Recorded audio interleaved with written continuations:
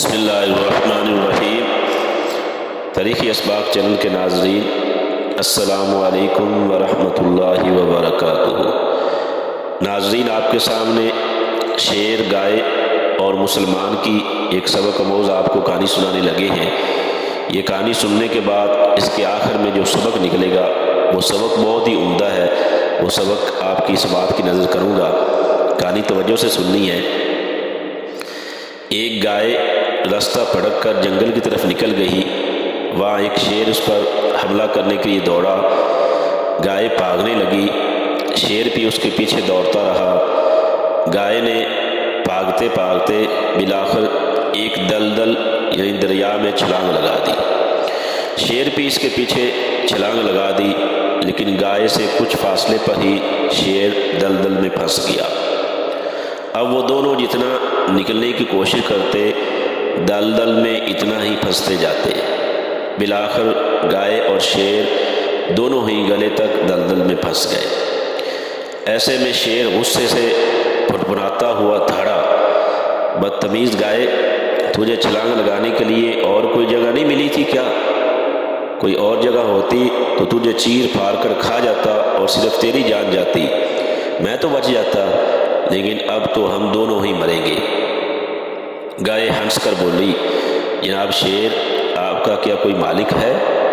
شیر مزید غصے سے تلملاتا ہوا دھاڑا، تیری عقل پر پتھر، میرا کہاں سے مالک آیا؟ میں تو خود ہی اس جنگل کا بادشاہ ہوں، اس جنگل کا مالک ہوں۔ گائے کو پھر ہنسی آ گئی، کہنے لگی، بادشاہ سلامت، یہیں پر آپ کمزور ہیں، نہایت ہی کمزور ہیں۔ میرا ایک مالک ہے جو کچھ ہی دیر میں مجھے ڈھونڈتا ہوا یہاں آ جائے گا اور مجھے نکال کر لے جائے گا اور آپ کو مار ڈالے گا۔ پھر گائے زور زور سے آوازیں نکال کر اپنے مالک کو اپنی طرف اپنی نجات کے لیے پکارنے لگی۔ ٹھیک شام کے قریب چرواہا اپنے گائے کو ڈھونڈتا ہوا آیا۔ اس نے شیر کو مار ڈالا اور گائے کو نکال کر لے گیا۔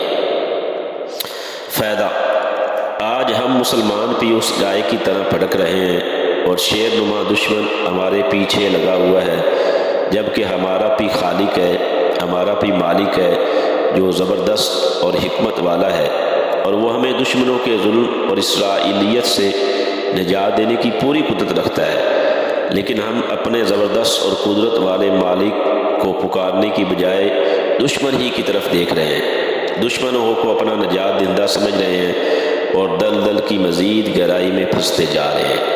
اگر آج ہم اپنے مالک یعنی اللہ کو پکاریں تو اللہ جل شانہ اسرائیلیت کے اور کفر کے ظلم سے ہمیں نکالے گا، اور ہمارا جو دشمن ہے اس کو بھی اللہ جل شانہ ان کو نیست و نابود، تباہ و برباد کرے گا۔ اللہ سے دعا ہے کہ اللہ تعالی ہمیں اس مشکل وقت کے اندر اپنے حقیقی مالک یعنی اللہ کو پکارنے کی توفیق دے۔